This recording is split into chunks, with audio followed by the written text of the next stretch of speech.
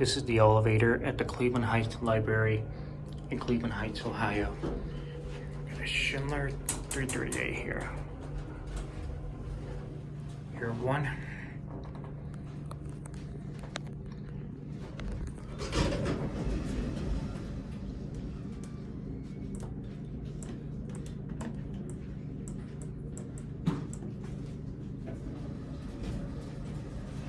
Let's go to two.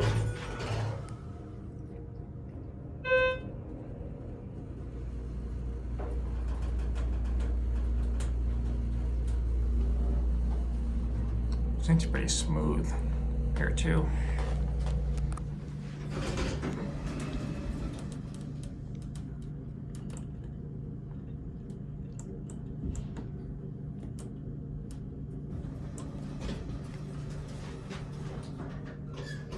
Let's go to one. He's 2,100 pounds. He runs pretty well. Watch the button go out.